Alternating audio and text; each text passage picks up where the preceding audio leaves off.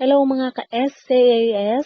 Tuloy-tuloy nga ang blessing kay Catherine Bernardo. Bago nga matapos ang taong 2023, kaliwat kanan ang natanggap na endorsement. Nakalipat na sa kanyang pinagawang bahay at tinanghal pa na Makabata Hall of Fame sa Anak TV Awards.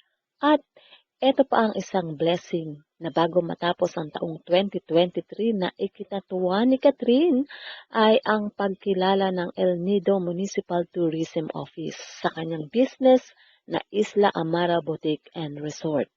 Tinanghal na first ever Tourism Excellent Award ng taon ang nasabing business ni Catherine sa El Nido, Palawan. Sa nasabing negosyo ay kasosyo ng tinaguriang Asia's Phenomenal Star itong si Piolo Pascual. Ang yaman na talaga ni Catherine at bago nga matapos ang taong 2023 ay naging maayos ang lahat. Sasalubungin nga ang pagpasok ng 2024 na dala ang biyaya na kanyang pinagsisikapan, dala ang biyaya ng pagiging professional sa trabaho at maging sa personal niyang buhay.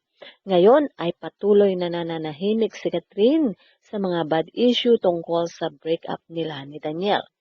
Focus nga ang aktres sa kanyang karir na paganda ng paganda. Sa ngayon, napakarami na rin ang nag-aabang sa kanyang movie na Elena 1944. Samantala, pasasalamat nga ang ibinigay ng pamunuan ng Isla Amara Resort and Boutique sa kanilang tinanggap na award. Sa kanilang Instagram official ay narito ang mensahe.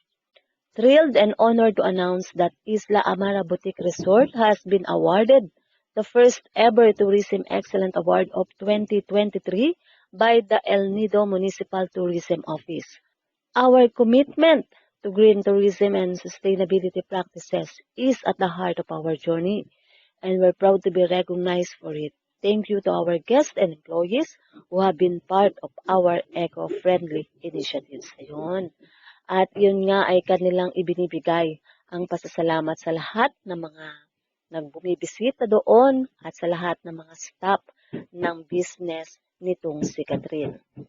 Well, tungkol pa rin sa negosyo, nakaabot naman sa amin ang chika na di umano ay pinag-uusapan daw ang negosyo kung saan magkasosyo ang mag-ex na si Catherine at si Daniel. Ito ay ang Barbero Blues na may dalawang branch.